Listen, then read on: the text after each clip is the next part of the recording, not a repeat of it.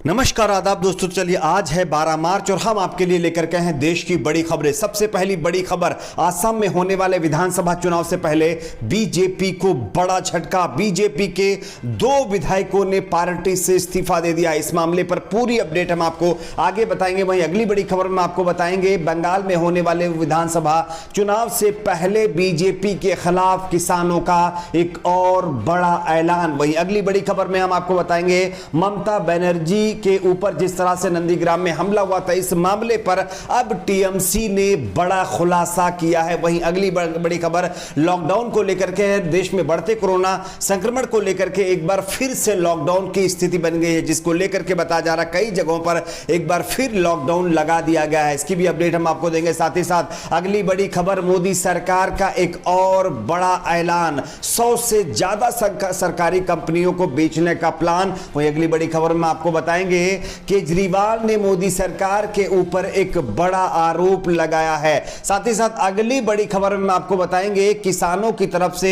एक और बड़ा ऐलान कर दिया गया है। तो एक एक करके तमाम बड़ी खबरें आपके सामने रखेंगे। उससे पहले आपसे एक छोटी सी रिक्वेस्ट करेंगे कि आप इस वीडियो को लाइक करके चैनल को सब्सक्राइब जरूर कर लीजिए। वैसे तो 5 राज्यों में होने वाले विधानसभा चुनाव की तैयारी बीजेपी हर राज्य में जी जान लगाकर कर रही है, लेकिन बीजेपी को असम के अंदर एक बड़ा झटका लगा है। आप इस खबर को देखिए।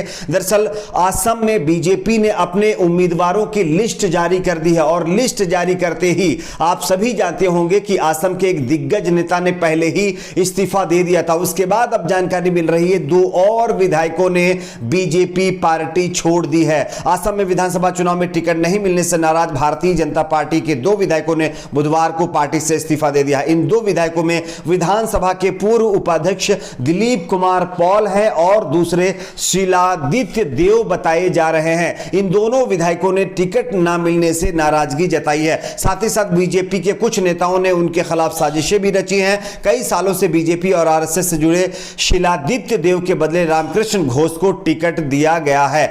इस मामले पर अब बताया जा रहा है कि असम के अंदर बीजेपी में एक तरह से टकराव की स्थिति पैदा हो गई है। बात करते हैं अगली बड़ी खबर की। बंगाल में होने वाले विधानसभा चुनाव से पहले किसानों ने एक और बड़ा ऐलान कर दिया है, जिससे मोदी सरकार के अंदर हलचल बढ़ गई है। केंद्र सरकार की 3 नए कृषि कानूनों के खिलाफ पिछले 105 दिनों से दिल्ली की सीमाओं पर बैठे हुए किसान अब बड़ा ऐलान कर चुके हैं। सरकार और किसानों के बीच जनवरी से बातचीत बंद है। इस बीच किसान नेताओं ने अपने विरोध प्रदर्शन की रणनीति में बदलाव कर लिया है। किसान अब सरकार का विरोध करने के लिए उन 5 राज्यों में जाने वाले हैं जहां इस महीने से चुनाव होने वाले हैं। किसान नेता इन राज्यों में बीजेपी के खिलाफ अभियान करने के लिए तैयार हो गए हैं। जानकारी के मुताबिक भारतीय किसान यूनियन यानी राज्यपाल के प्रेसिडेंट बलवीर सिंह राज्यपाल ने गुरुवार को कहा है कि किसानों के विरोध के लिए 105 दिन हो गए हैं। हमने कई टीमों का गठन करने का फैसला लिया है जो उन 5 राज्यों का दौरा करेंगी जहां विधानसभा के चुनाव होने हैं। साथ ही साथ उन्होंने बताया है कि शुक्रवार को 294 गाड़ियों को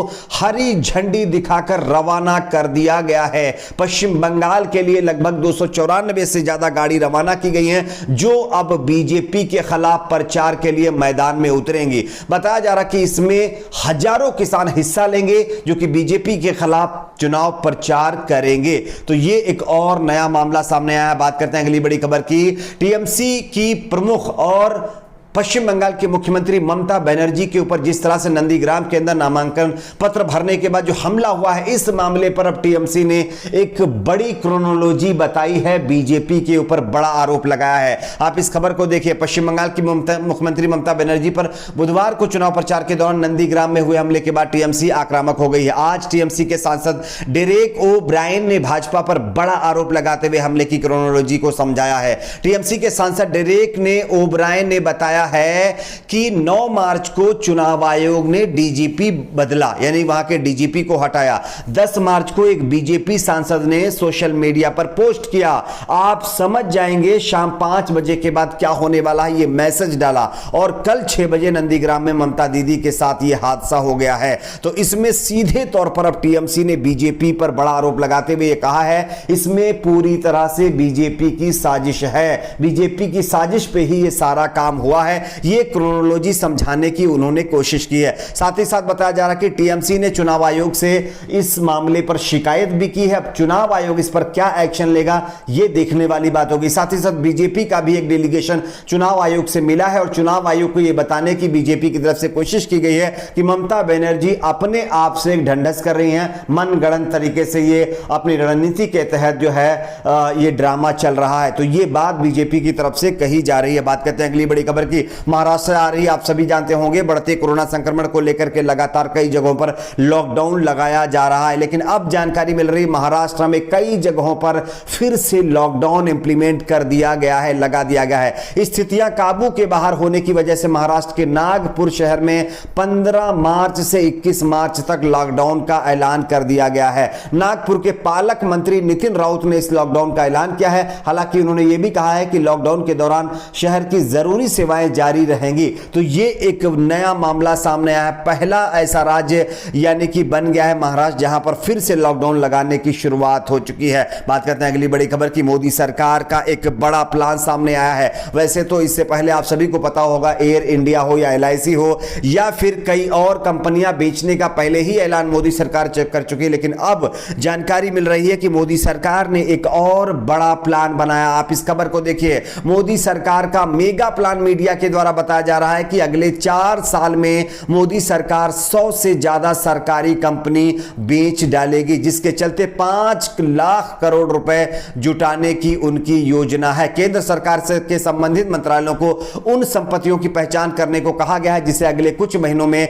मोनेटाइज किया जा सकता है। इसके लिए नीति आयोग ने एक पाइपलाइन तैयार करने के लिए कहा है। नीति आयोग उन संपत्तियों और कंपनियों की एक लिस्ट तैयार कर रहा है जिसे आने वाले दिनों में बिक्री के लिए शेड्यूल किया जा सकता है। वैल्यू करीब 5,000 करोड़ रुपए बताई जा रही है और यह पैसा अब आगे कहां यानी लगाया जाएगा, ये देखने वाली बात होगी। लेकिन 100 और कंपनियां इसमें बताया जा रहा है कि बेचने की योजना मोदी सरकार बना चुकी है। बात करते हैं अगली बड़ी खबर की।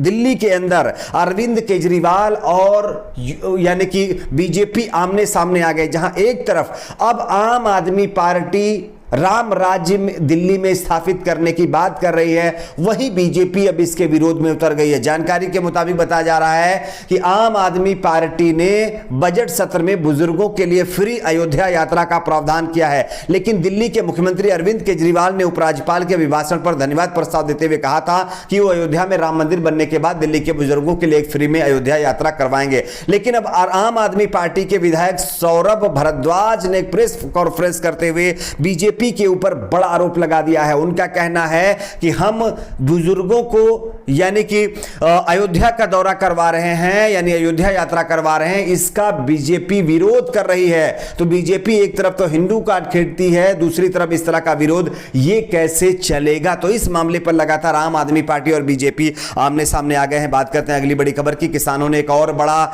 ऐलान कर दिया है। बताया जा रहा है कि अब 26 मार्च के बाद किसान अपने आंदोलन को और तेज करने जा रहे हैं। अब देखना यह है कि सरकार इस पर आगे क्या करती है। आपकी अपनी क्या राय है नीचे कमेंट बॉक्स में जरूर बताएं। वीडियो को लाइक शेयर, चैनल को सब्सक्राइब जरूर करें।